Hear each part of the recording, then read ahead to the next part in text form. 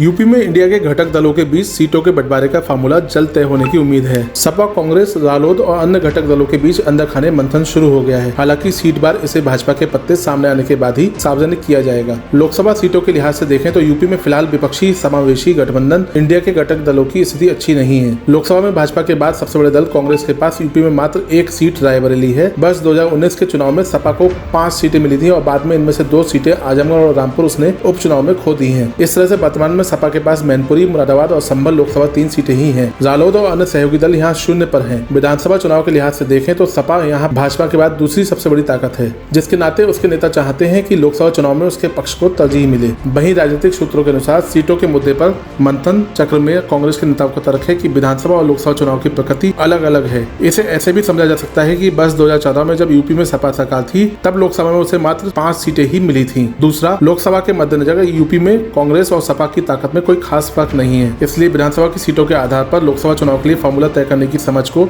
जायज नहीं ठहराया जा सकता। इसलिए बड़े परिप्रेक्ष्य में खुले मन से सीटों के मुद्दे पर बात होनी चाहिए ताकि मिलकर भाजपा के अवैध माने जा रहे राजनीतिक किले को ढाया जा सके। छनकर बाहर आ रही खबरों के मुताबिक कांग्रेस यूपी में 25 से 30 सीटें मांग रही है, पर बात 15 से 20 सीटों पर बन सकती है। आरएलडी को विधानसभा चुनाव में सपा की साझेदारी के तहत 33 सीटें दी गई थी और इसी आधार पर लोकसभा चुनाव में 4 से 5 सीटें दी जा सकती हैं। करीब 50 सीटों पर सपा चुनाव लड़ने के मूड में है और 5 से 10 सीटें अन्य सहयोगी दलों को छोड़ी जा सकती हैं। अन्य सहयोगी दलों के लिए इंडिया की विशेष रणनीति के तहत पश्चिम में चंद्रशेखर आजाद की आजाद समाज पार्टी के भी 1-2 नेताओं को चुनाव में उतारा जा सकता है। कुर्मी मतदाताओं को लुभाने के लिए नीतीश कुमार को भी पूर्वांचल से लड़ाने के लिए गंभीरता से विचार चल रहा है। तृणमूल कांग्रेस को भी 1 सीट दिए जाने की चर्चा जोरों पर है। सूत्रों के मुताबिक सीटों पर प्रत्याशी की आधिकारिक घोषणा करने से पूर्व भाजपा के टिकट देने के समीकरणों को भी ध्यान में रखा जाएगा, इसलिए सीट बार चेहरे घोषित करने में कोई जल्दबाजी नहीं की जाएगी।